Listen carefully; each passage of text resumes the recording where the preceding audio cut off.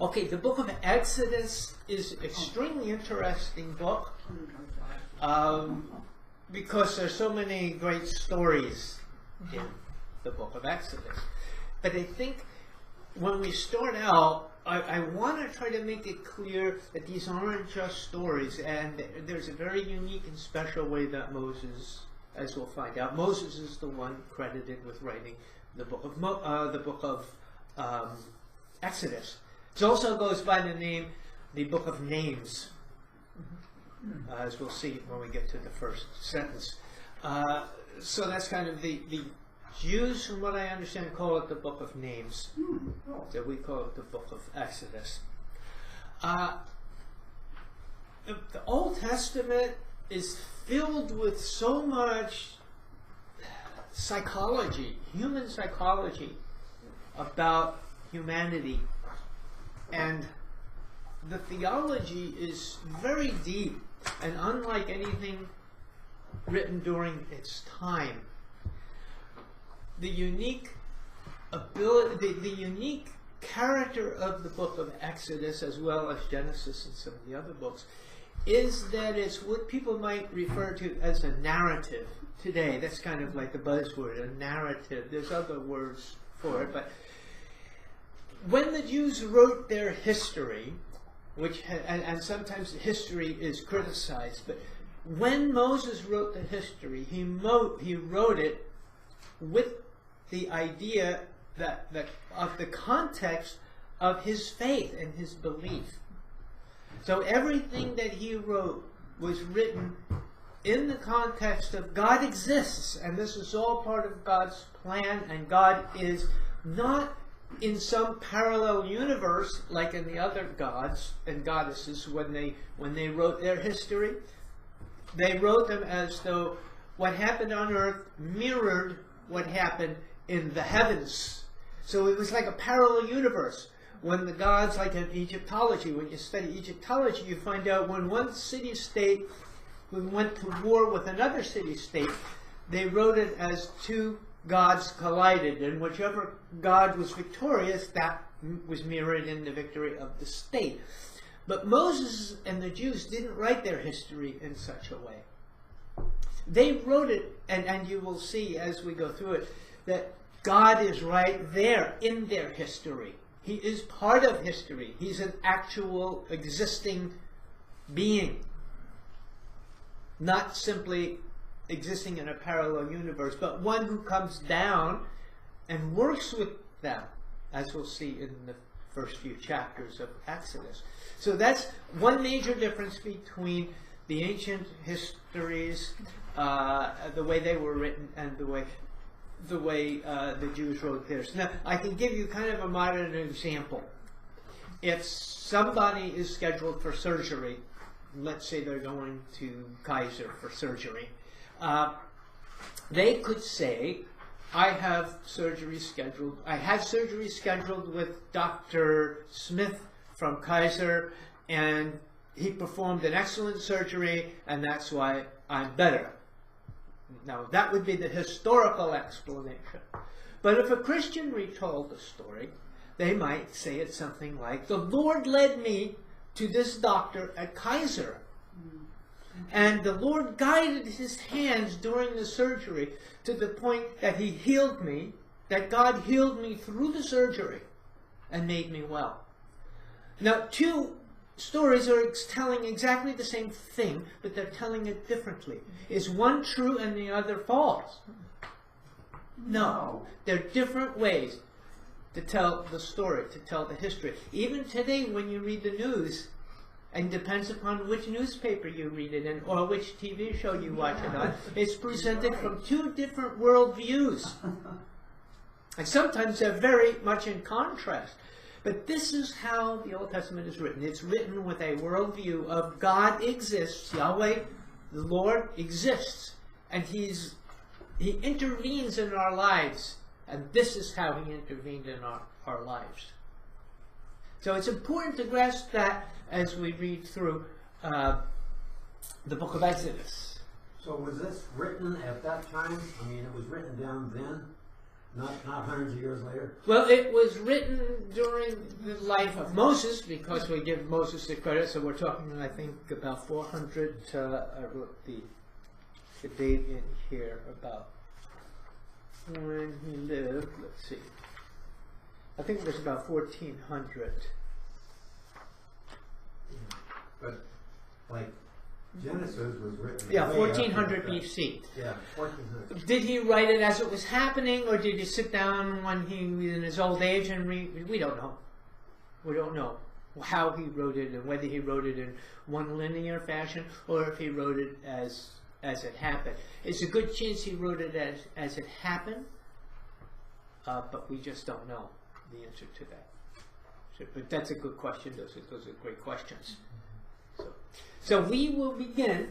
First of all, are there any questions that you might have in general about the Old Testament or about the book of Exodus, if you've started? I had one about when the Israelites were in Egypt after Joseph brought them there and all. Yeah. Why did it take them 430 years to decide to go back to the Holy Land? I mean, I would think they'd say, hey, let's go back. Well, it was, from what I get from Scripture, Yeah. and that's the only source I have, Yeah. it was a slow development. Remember, Joseph was there, and he was in a high position, Yeah. and so they were treating the Jews really well, and everything was going fine. And then when Joseph died, and then the Pharaoh who knew Joseph died, then things changed, and the Jews became slaves, and they were enslaved into work. And you know, slavery happens just like it happened here. You know, why didn't they revolt? You know, it's just, you kind of get used to it. This is my lot in life, or however they told themselves. And if Moses didn't come along, maybe they'd still be slaves in Egypt. We don't, you know, we don't know. But this is how they were freed. Now, on that question, there is sort of an interlude that takes place between Genesis and Exodus. And I kind of covered it a little bit, that Joseph dies, but Joseph has 2 children. Do you remember Joseph's children's name? That's a tough question. Manasseh and Ephraim. They became 2 tribes. So Joseph wasn't really a tribe. It depends upon where and when you read the list of names of the tribes. But Joseph really wasn't a tribe at this time. His father, Israel, Jacob, gave the tribe to Manasseh and Ephraim. And so those were the 2 tribes. So just a little point of interest for you, where those names came from. Those weren't 2 of the original children of Israel. They were his grandsons through Joseph. So they went from just being a family, you might say, moved to Egypt. Extended family. Extended family. To, Yes. I mean, hundreds of thousands, right? Yeah, and I mean, I think in the book of Revelation, I don't think those names appear in the book of Revelation. They'd have to reread that again. I think they go back to Joseph being one of And the Bob, tribes. the very last chapter of Exodus talks about his grandchildren. Is what? His grandchildren. Joseph's grandchildren. Yeah, that's Manasseh and Ephraim. No, You said they were his sons. the children. Oh, Joseph's. Oh, I'm sorry. Joseph's. Joseph's children's children. Yeah, okay. Yeah. Yeah. So they began to multiply that way. So they became a big crowd of people, and what happened was the Pharaoh was threatened by this, as we'll see. So I don't want to spoil the story yet. We'll listen to it as Moses told it. Okay, these are the names of the sons of Israel who went to Egypt with Jacob, each with his family. So we have Reuben, Simeon, Levi, and Judah. Issachar, Zebulun, and Benjamin. Dan, Naphtali, Gad, and Asher. The descendants of Jacob numbered 70 in all. And Joseph was already in Egypt. Now Joseph and all his brothers and all that generation died, but the Israelites were exceedingly fruitful And they multiplied greatly, increased in numbers, and became so numerous that the land was filled with them. So this idea was like a partial fulfillment of God's promise. Also, one of the things you want to keep in mind here, the overriding theme is God is fulfilling his promise. This isn't just God being nice to the Jews because why not?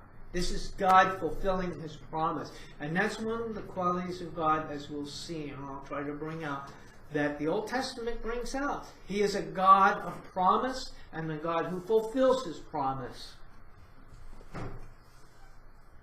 So the Jews were being kind of rewarded with this increase in numbers. Even though they were being oppressed, they still managed to multiply in size. So who was this Pharaoh is one of the mysteries. So according to the sources that I used, there's two possible candidates we have. We have Moses, which is 1570 to 1546 BC, or Thutmose the First. We don't know who it was. From what I observed, there were drawings, hieroglyphs, that showed the Jews as slaves, and we kind of know history shows they were there and were slaves, but there's not a whole lot more of history that we But find nothing on before that. they, okay. Okay, now, then a new king, and sometimes we use the word king or pharaoh, but it's the same thing. The king to whom Joseph meant nothing came to power in Egypt. So this new king, like I said, didn't know Joseph, and he said, Joseph, Jews, I don't have any standing with these people. These are just slaves. We'll use these people to build pyramids and build homes and build whatever. I think they use them to make the bricks. From what I understand, that the actual building of the Pharaoh's tomb, or the pyramids, you had to really be somebody important, like it was done by the priesthood. It wasn't something that the common people did. So the common people would make the bricks, which is, I think, what the job that they had to make the bricks. So this new king comes around.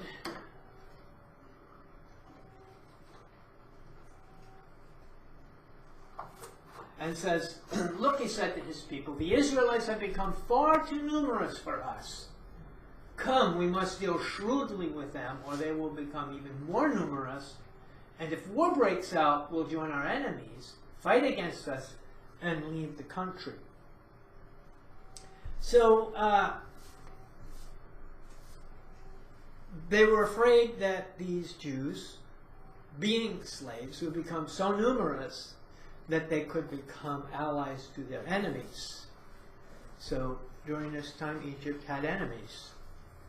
And they wouldn't be too hard. If you're the slaves, you would revolt. Slave revolts happened all the time in the ancient days. Remember Spartacus? There was a slave who revolted and actually beat some of the Roman legions, or some of the Roman troops, because they were trained gladiators. So they put slave masters over them to oppress them with forced labor, and they built Pithom and Ramses as store cities for Pharaoh. So Pithom and Ramesses were cities that they stored as store cities, places where they stored the materials that the Jews were making as slaves for the Pharaoh. Anything else we have on that? But the key here is that they were being oppressed with forced labor. So life was not very pleasant for them. And the more that they were oppressed, the more they multiplied and spread, so the Egyptians came to dread the Israelites. So not only are their slaves just increasing in number, they became more and more a threat the way the Pharaoh saw it. So took drastic action. So his next step here is to take some drastic actions against the Jews to see what he could do.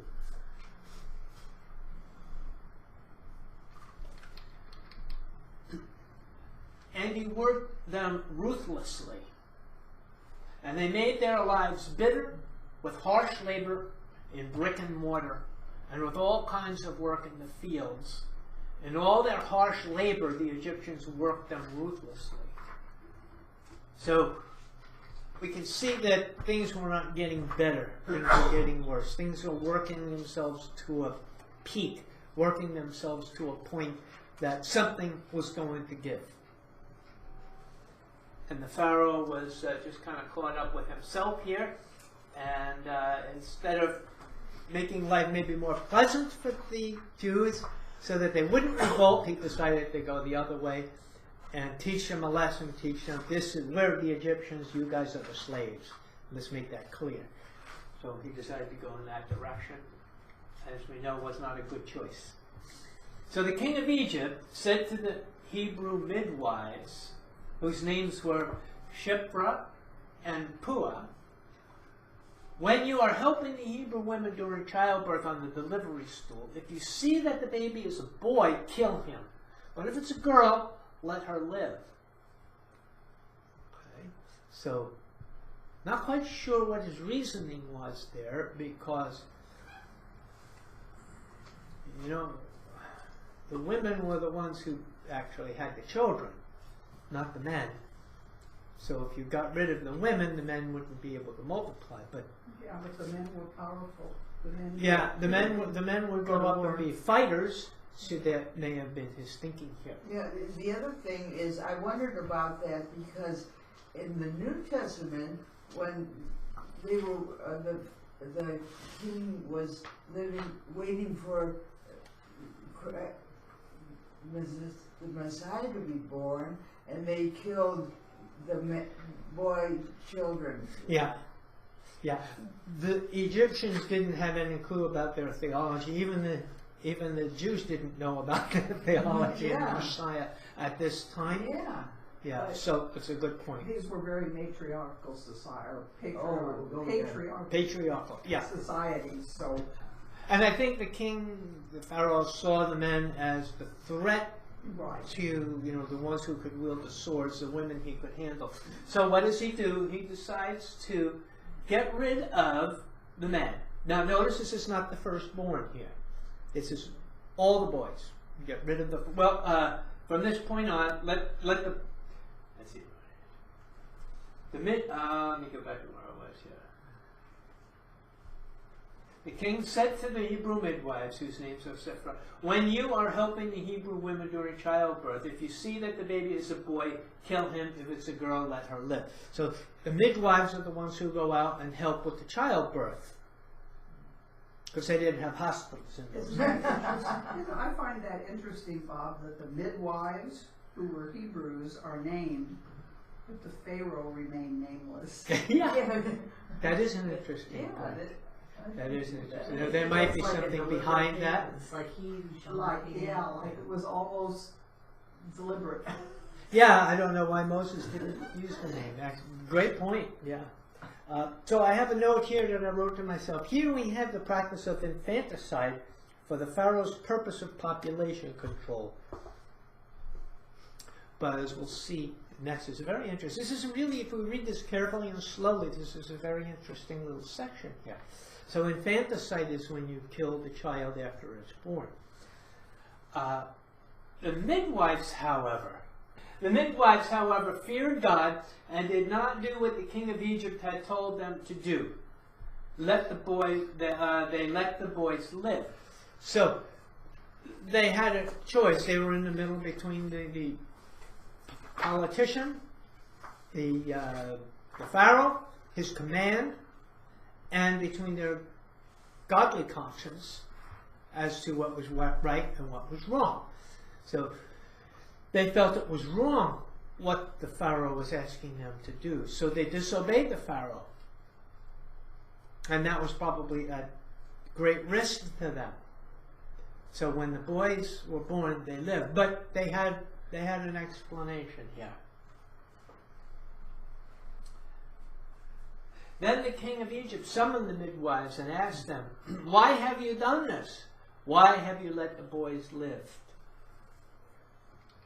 And the midwives answered Pharaoh, "Hebrew women are not like Egyptian women. They're vigorous and give birth before the midwives arrive." See? So that was their excuse. It says, "Hey, I couldn't help it. You know, by the time I got there, the baby was already born." Okay, so that was their explanation for it. But it was actually their conscience that they felt it was wrong to take the life. So God was kind to the midwives, and the people increased and became even more numerous. So Pharaoh did not solve the problem. And because the midwives feared God, he gave them families of their own. And then Pharaoh gave this order to all his people. So he thought about it. He says, okay, plan B. Every Hebrew boy that is born you must throw into the Nile, but let every girl live. So now it wasn't just when they were born, it's every Hebrew boy born. They don't have to just come out of the womb. If you arrive there and the baby's born, take him and throw him into the Nile. So drown the babies. So the idea here was, the way I see it, it was Pharaoh saying, I'm not going to exterminate the Jews, but I'm going to thin them out so I can control them. There's just too many. We need them because we need slaves. So we don't want to exterminate them, but we will certainly limit their population.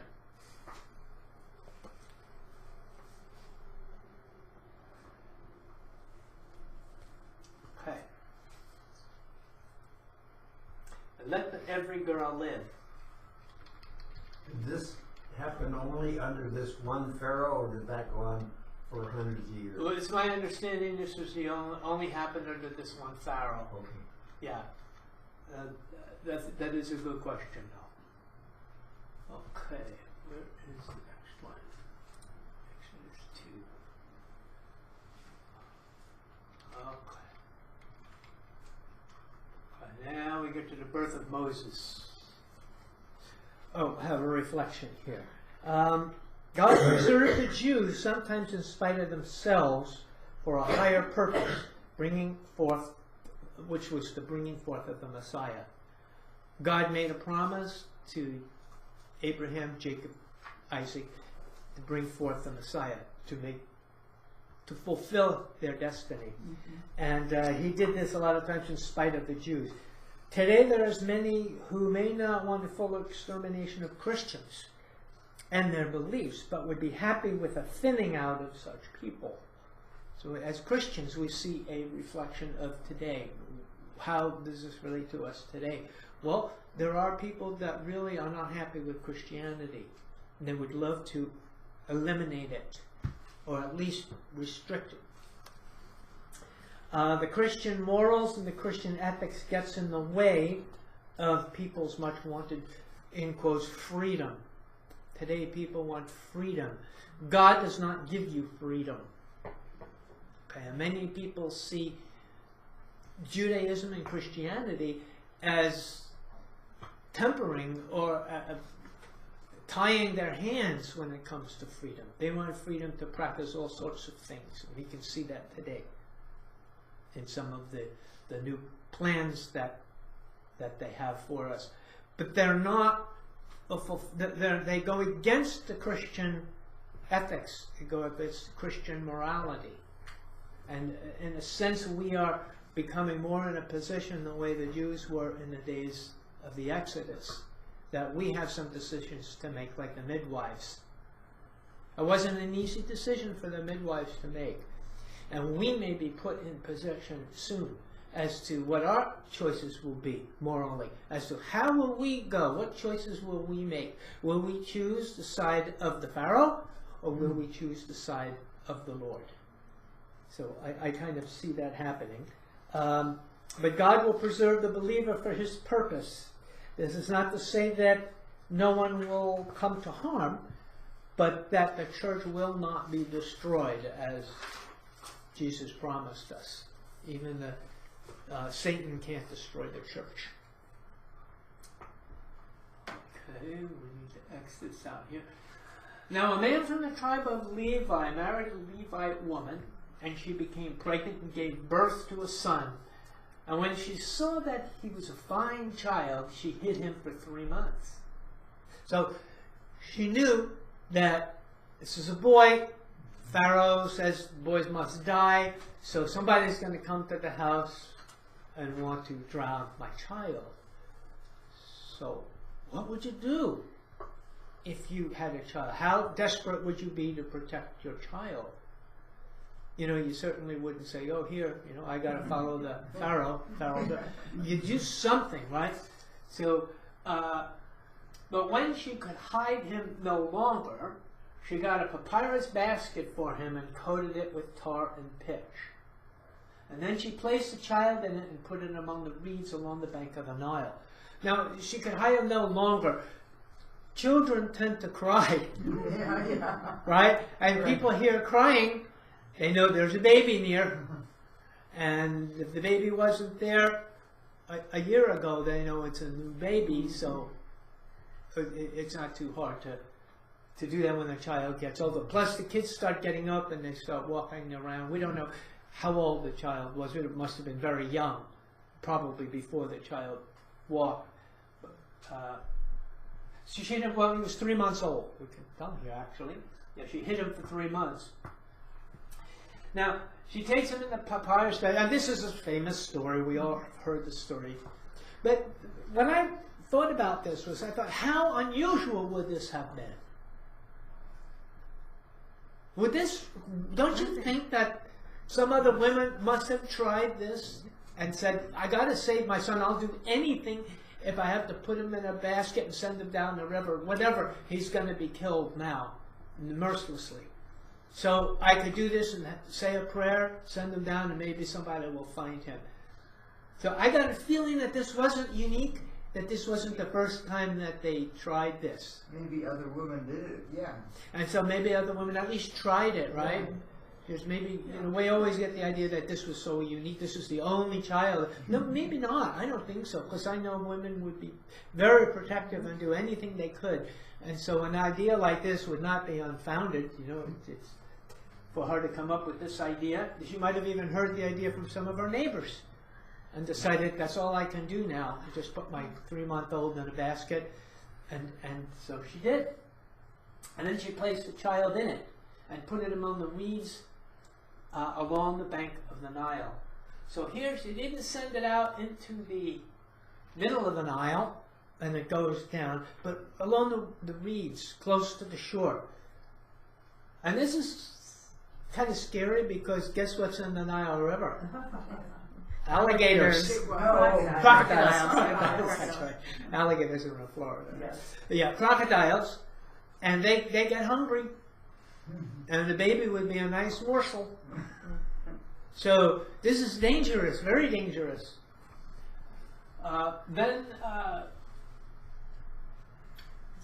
Okay, his sister stood at distance to see what would happen to him. So we now know Moses had a sister. And we also know he has a brother. A little later on we'll find out. But he has a sister. And she was watching over him. So she must have been a little older than Moses. So she was watching over the basket. I don't know if she was walking along the river, in the river. That might have been really dangerous too with the crocodiles. But it said that she was walking at a distance, so probably a safe distance. Then Pharaoh's daughter went down to the Nile to bathe, and her attendants were walking along the riverbank. And she saw the basket among the reeds and sent her female slave to get it. So here apparently we have the basket going down near the palace, or near the area where the Pharaoh's daughter is. We don't know how old she is, but she's going in to bathe. And she saw the basket among the reeds and she sent her female slaves to get it. And she opened it and saw the baby, and he was crying, and she felt sorry for him. This is one of the Hebrew babies, she said. So, it wasn't like it was a surprise as to how did this child get here? She knew this was a Hebrew baby. I don't think she could tell by looking at the baby. But maybe by the blankets, maybe they had special blankets, but I think didn't need that either. Their complexions were different, Bob. Well, the Egyptians, it's hard to say. It's hard to say how different, but even as a baby, children's complexions are not that obvious when they're infants, 3 months old. But later on, usually you develop more facial features and so forth. No, Egyptian people were dark-skinned. Yeah. The Hebrews weren't. Okay, well maybe that's how she knew. That's how, maybe. But we'll talk, when we may get to that and see maybe yes, maybe not so. Well, and because of what you said before, Yeah. this had happened before. Yeah. Did they have circumcision of the boys at this point What? in time? Were the boys circumcised at this Yeah. point in time? So that would have maybe been another Yeah. Good, clue. excellent point. Good point. She Yeah. might have seen that and knew what was Yeah, a 'cause Jewish that boy. happened very soon. Yeah. So that would relieve the mystery. Thank you. So she recognized that it's a Hebrew baby, and then his sister asked Pharaoh's daughter, "Shall I go and get one of the Hebrew women to nurse the baby for you?" So I'm sure that there were a lot of, or at least some Hebrew women who had children and who had children, but children were killed, and so they were still able to nurse. So there must have been a bunch of them around if the Pharaoh's servant thought that was a task that she could accomplish. And the nurse and the Pharaoh's daughter answers, "Yes, go," she answered. So the girl went and got the baby's mother. Let's see here.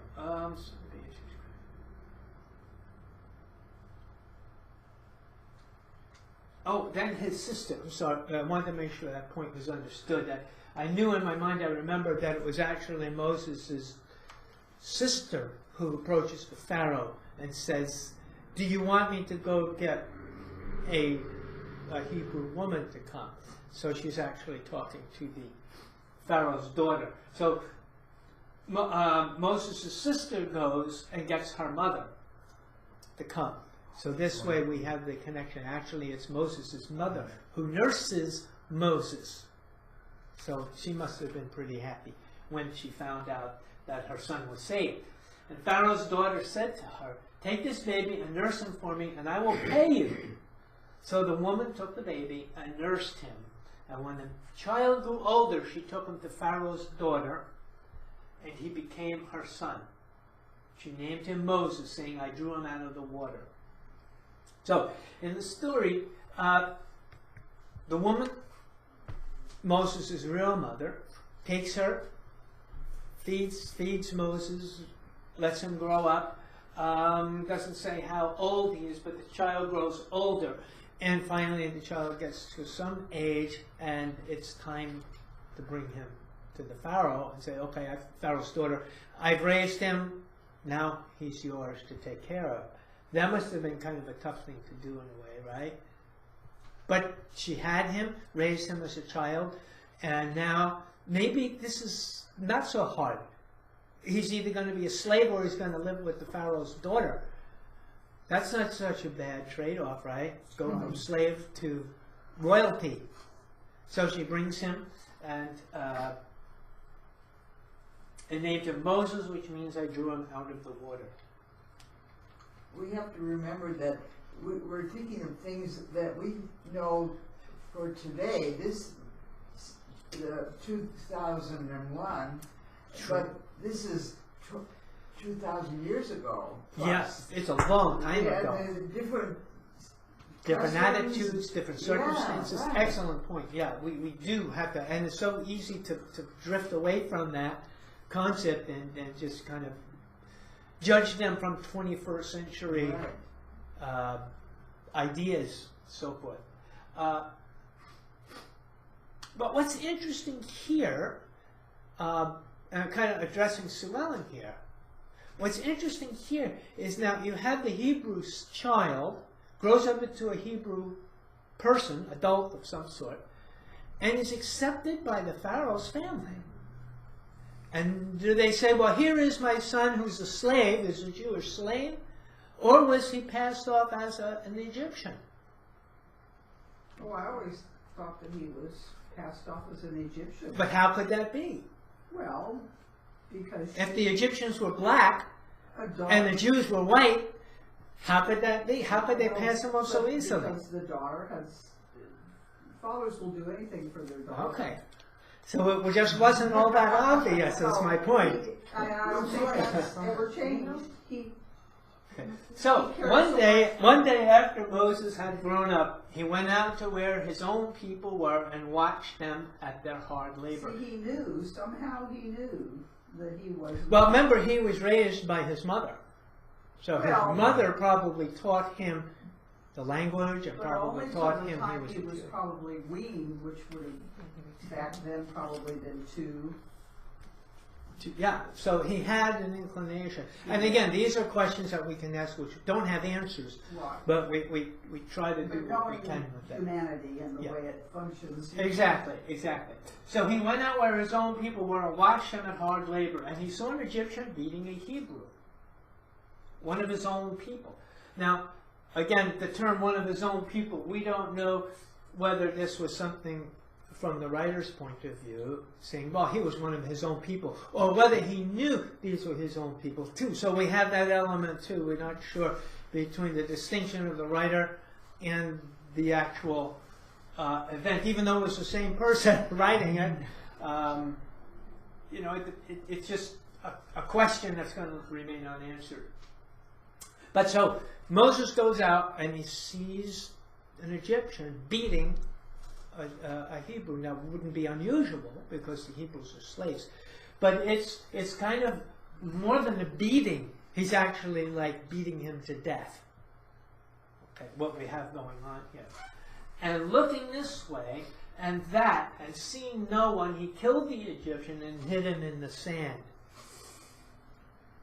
So Moses, he sees the fight. He sees the Egyptian beating this guy to death. And he looks to see, is there any Egyptians down there? Any Egyptians? No. Okay. So he goes and... Now, Moses must have been a pretty powerful guy. He takes on this Egyptian who has probably had a weapon. And he takes him down and he kills the Egyptian.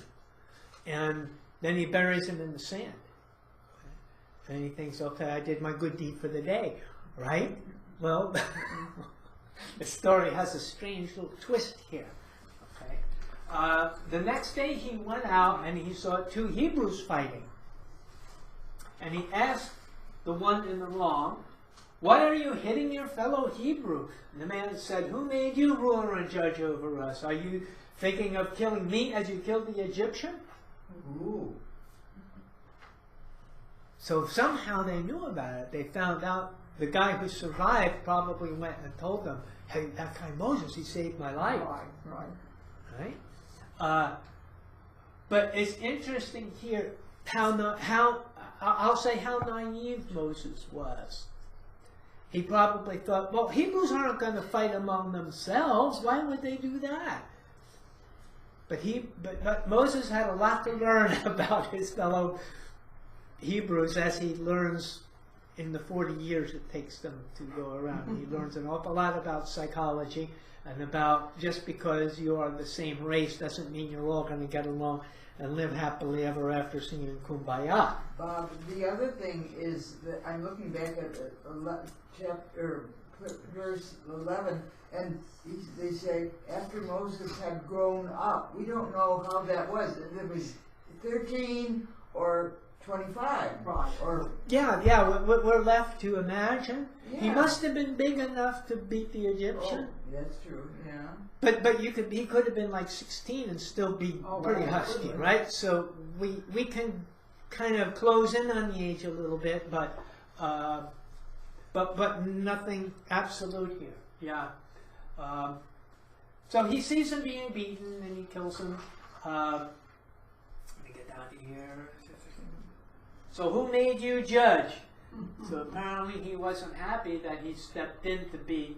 But now Moses here, it gives us a little insight that he was trying to solve the problem. Now remember, Moses is the lawgiver. So I think we're seeing a little insight into Moses as being a man full of character. He sees a wrong with the Egyptian, he tries to make it right. He sees two fellow Egyptians fighting, he tries to make it right. I think this is an insight into Moses' character. For me it is anyway. That I see Moses as a man, this is how he sees the world. I'm here to make things right. You know, things should be good between people. There shouldn't be killing between people. And then Moses was afraid and he thought, what I did must have become known. So now they probably went through the rumor mill, and many of the Jews heard about Moses and what he had done. And when Pharaoh heard of this, he tried to kill Moses. But Moses fled from Pharaoh and went to live in Midian, where he sat down by a well. So Moses hears what's going on. He knows the Pharaoh. He says the Pharaoh tried to kill Moses. I don't know whether he personally tried to kill him or had a hit out on him. Had some soldiers come and looking for him, and people say, Moses, you better get out of here because something bad's going to happen. So whatever way it happens is Moses decides he's leaving town, and he flees from Pharaoh and goes to Midian, where he sat down by a well. Where's Midian? Well, I should probably have a map, but it's next to Egypt. It's not Is it a that far country? from it. Yeah, I believe. Midian, at the time, well, not now, I don't think anymore. No, But it wasn't that a country? It was a land. Now, I don't think it was a country. I'm not sure they actually had rights and privileges as a In country. Egypt. No. No. I think it was They next crossed to the Egypt. Nile. Yeah. Oh, Yeah, I don't have a map. I'll have to bring a map up so we can bring. That's a good question. It's in the Sinai Peninsula. In the Sinai Peninsula. I have one at home. Yeah. Okay, we have Yeah. somebody. Yeah, using you got their your map there. resources. Yeah, it's by the Red Sea. So how Sinai far from Peninsula, Egypt is it? It's It's kind of like an south of intermediate. Lower Egypt, South of Lower south Egypt. Oh, okay. east. Lower Egypt, the Mediterranean Oh, Sea. okay. If you went So down, here is Egypt, Mhm. here is Midian. Okay, so we had to kind of cross over the river there to get there, huh? Or yeah, the let's Red see Sea, around. Yeah, okay. Yeah, so. Oh, interesting, okay. Canaan. Yeah, so we had to cross over the Red Sea to get there to wherever minute. So it probably Yeah. wasn't considered part of Egypt, Egypt. yeah, it's on the other side of the In Sinai. Arabia. Yeah. Yeah. And so one of the things that it may happen is the Midians may have been descendants of Ishmael. Yep. Remember that Oh, guy? yeah. Ishmael? The guy that Abraham had his kind of illegitimate son through his maid. Right. So he runs into the Midianites. He sits down by a well, and a priest of Midian had 7 daughters, and they came to draw water and fill the troughs to water their father's flock. So it's interesting here, a priest of Midian. So we don't know what was going on with their religion, but it was a priest. How important of a priest it was in those days, I don't know. It wasn't a Hebrew priest, though. It wasn't a Jewish priest. We know that. It was a Midian priest. How close they were to God? Did they bring some of the beliefs of Abraham, Isaac, and Jacob with them through Ishmael? Maybe there were some ideas they had in common, but it's just total speculation. There were all sorts of priests. But he had 7 daughters, and they came to draw water and fill the troughs to water their father's flock. Some shepherds came along and drove them away. But Moses got up and came to their rescue and watered their flock. So once again, Moses, man of character, says, you can't just chase these women away because they're women. You know, we have to defend their flock as well. They have to water their flock. So Moses fights for them, and he wins the right to water their... Now, it doesn't say that he fought with them. It just said he came to their rescue, and he watered their flock. So, again, he might have been a powerful guy, intimidating, where they thought, I don't want to tangle with this guy, Moses. So you kind of get the idea that Moses was probably a man of stature. Okay, and when the girls returned to Reuel, their father, he asked them, why have you returned so early today? So apparently this was something that was ongoing, that the women watered their flocks, but if the guys came with their flocks, they kicked them out, so they had to go and wait, and then the others watered their flocks, they'd leave, and then they'd go in, get a little bit more. And that's the picture that they're kind of painting, that's why they're always late. But this time they came home early. And they answered, an Egyptian rescued us from the shepherds. And he even drew water for us and watered the flock. Oh, and where is he? Reuel asked his daughters. Why did you leave him? Invite him to have something to eat. So this is kind of traditional Eastern hospitality. You know, somebody does you a good deed, you reward it. Moses agreed to stay with the man. So apparently they ran back and Moses was still there. And they brought him back. And Moses agreed to stay with the man who gave his daughter Zipporah to Moses in marriage. That's a pretty big reward. You know, you go out really. to help them get their sheep and you walk back with a wife. Zipporah gave birth to a son, and Moses named him Gershom, saying, I have become a foreigner in a foreign land. Now, what's interesting about this, if we don't gloss over this and look a little deeper into this, Midianites, let's say they're part of Ishmael. Okay, so Moses is not marrying a Hebrew woman, he's marrying someone who's not a Hebrew woman, maybe partial family, half brother. Now she's maybe partially Hebrew because she comes through the strain of Abraham, but nevertheless not a Jew. So that's Zipporah. And has a son, he names him Gershom, saying, I've become a foreigner in a foreign land. Okay, during that period, the king of Egypt died, or the Pharaoh dies. So the answer to your question, is there more than one Pharaoh involved? Yes. Mm-hmm. The first one that was there, that Moses left from, had died, and then he goes back later. Now, what story does that remind you of? The king is trying to kill Moses. The king dies, and then Moses leaves. The king dies, and Moses comes back again. Oh, when Joseph and Mary went to Egypt. Yes. Yeah. The story of Joseph. Remember the king? Herod. King I Herod? couldn't think of his name. Yeah, the King Herod kills all the children. Yeah. And then Joseph and Mary leave with Jesus. Then the king dies. Mary and Jesus come back again. So this is kind of a repetitious thing that seems to happen through history. The Israelites groaned in their slavery and cried out. And their cry for help because of their slavery went up to God. And God heard their groaning, and he remembered his covenant with Abraham, with Isaac, and with Jacob. Okay, now, a question for you. Does that mean that God forgot about it and he was just kind of busy doing godly things up in heaven, you know, and then he says, oh man, I forgot all about the Jews. I better run down and help the Jews out. Is that what that means when it says God remembered?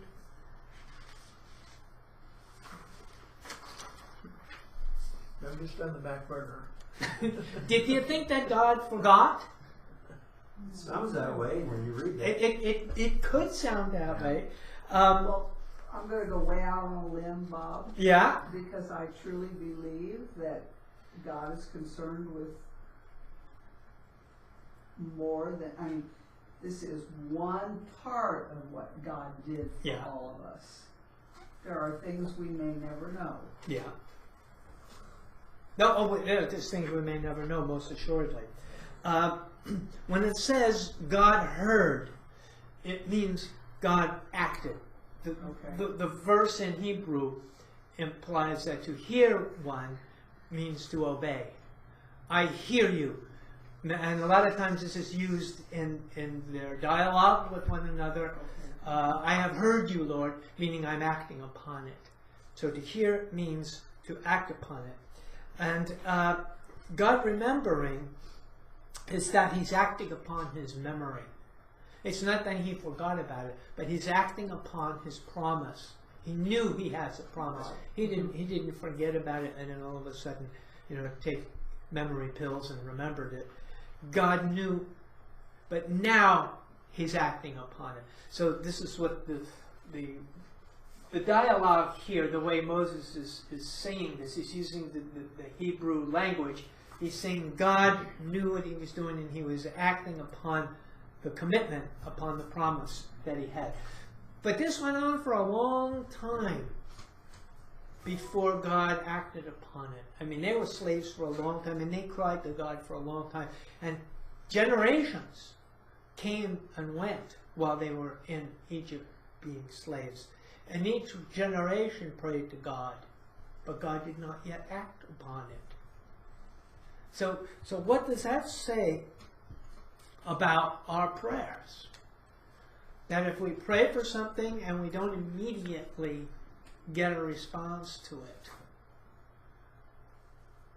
does that mean God isn't listening? No, he does things on his own time. He does things at the proper time, which is his time. Right. Things need to be in place. Just like with Moses hadn't yet been here. God knew how he was going to do this. He had to wait for the right timing. The same with the Messiah. He couldn't say to Abraham, okay, I'm going to have next generation, here's your Messiah. No, it didn't happen. It went on and on and on till the time was right. In God's time, not in man's time. How many times do we read in the New Testament Jesus talking about my time has not come? True. Another thing. Yeah, Jesus couldn't act independently and say, oh, okay, I'll do it right now. It's just the time is not yet ready. Yeah, not yet right. So, let's see if I finish it yet. Not yet. 25. God heard their groaning and he remembered his covenant with Abraham, with Isaac, and with Jacob. Now, from the point of view, again, from the point of view of Moses writing this, that's probably how he saw it in his context, that God remembered. That's how he phrases this. This is a literal way. This is that he saw God acting upon it, meaning he saw God's memory now. So God looked on the Israelites and was concerned about them.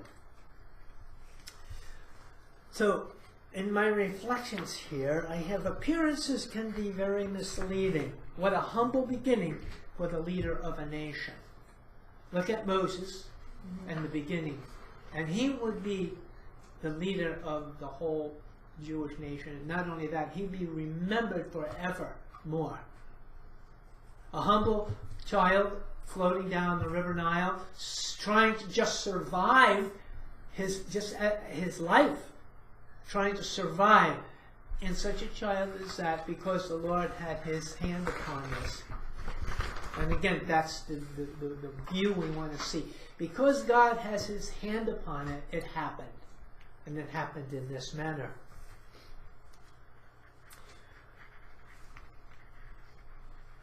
We see all kinds of people in the world who don't necessarily claim to follow Jesus. Perhaps it's just a matter of time under the right circumstances. So we see how God uses the Jews We see how God used Pharaoh, and we see how God used the Egyptians to bring this about. Even though they were, in a sense, the enemy, God still used these people to bring about Moses, to bring about the child.